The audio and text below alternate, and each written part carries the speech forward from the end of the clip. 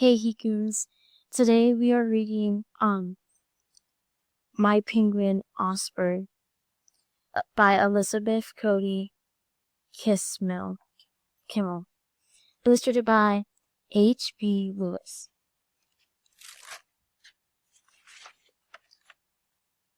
My Penguin Osbert. This year I was very specific in my letter to Santa Claus. We've had a few misunderstandings in the past. For instance, last year I asked for a fire engine red race car with a detachable roof, a lightning bolt on the side, and retracting headlights, and he did get me one. But it was only 3 inches long, and the year before I really wanted a trampoline, but I wasn't sure how to spell it. So in my letter, I just sort of described what I wanted. Santa sent me a pogo stick. This year, I was really careful. I wrote Santa a long letter and told him I wanted to have my own pet penguin, not a stuffed penguin, but want a real one from Antarctica. I told him my penguin should be 1 foot tall, white and black with a yellow beak, and his name should be Osbert. I included a drawing. I put extra postage on the envelope and sent it off a whole month early. Then I waited.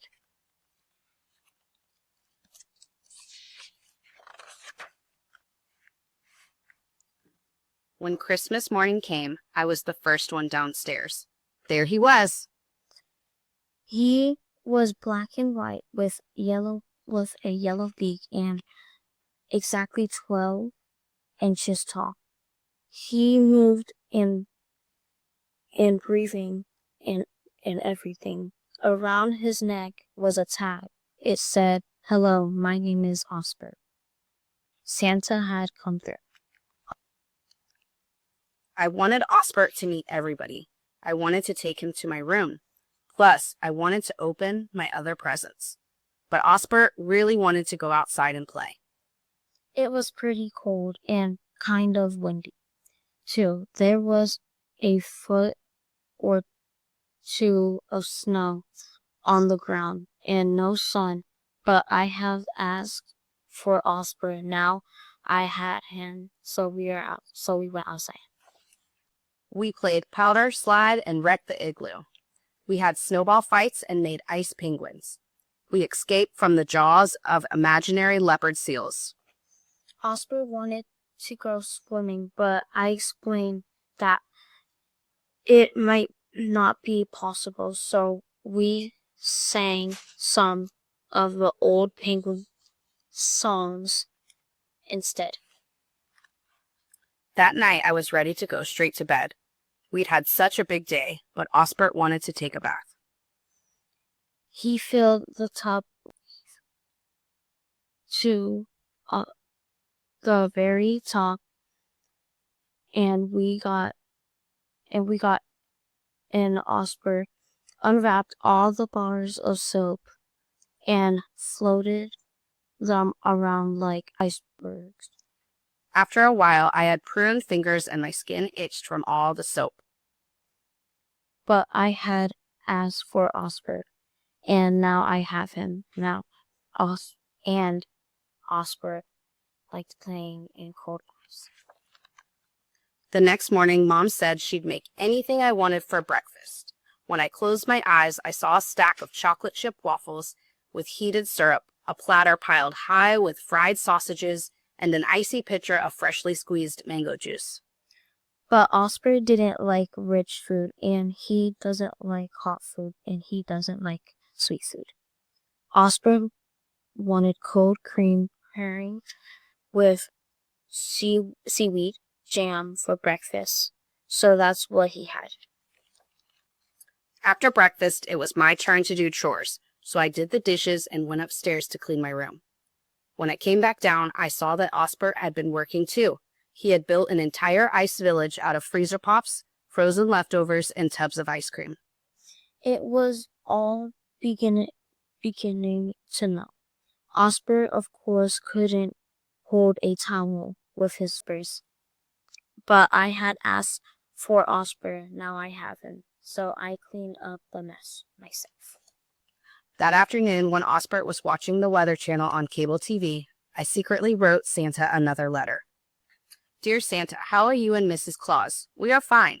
Thank you for the great penguin named Osbert. We take cold baths together and have creamed herring for breakfast. I am getting used to spending all day in the snow. Plus, it turns out I didn't have frostbite after all. Your friend, Joe. P.S. One more thing, Santa. If you feel like maybe I should have asked for a different present and you want to swap, that would be okay. And while Osbert was leafing through the snow globe catalog, I snuck out and mailed the letter. A couple of days later, I woke up to find a package at the foot of my bed. There was a tag with my name on it, signed Santa. Inside the box, it was a red pullover sweater and 3 free passes to the grand opening of Antarctica World at the zoo. After Osbert made a shrimp sculpture out of wrapping paper, he wanted to go right away, but he didn't want to take the bus. The zoo was a long way away, but I had asked for Osbert, and now I had him, so we walked.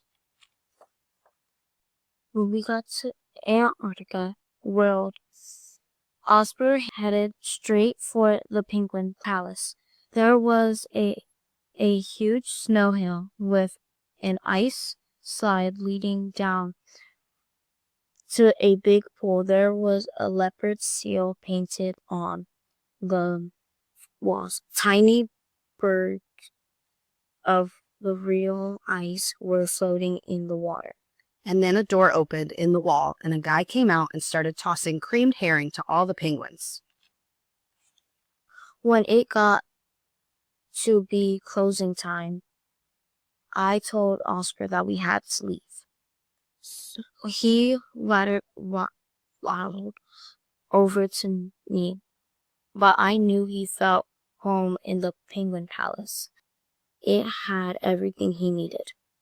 Oscar was first Christmas present Santa ever gave me. I had asked for Oscar and I had got him.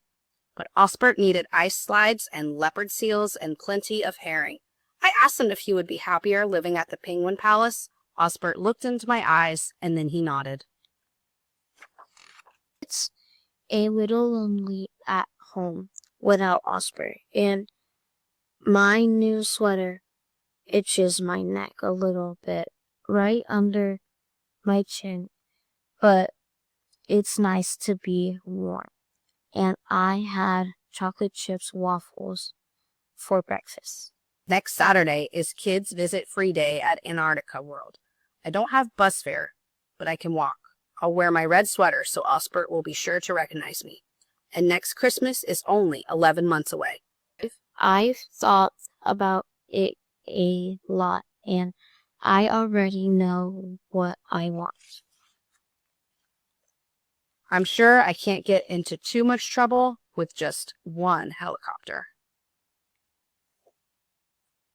The end.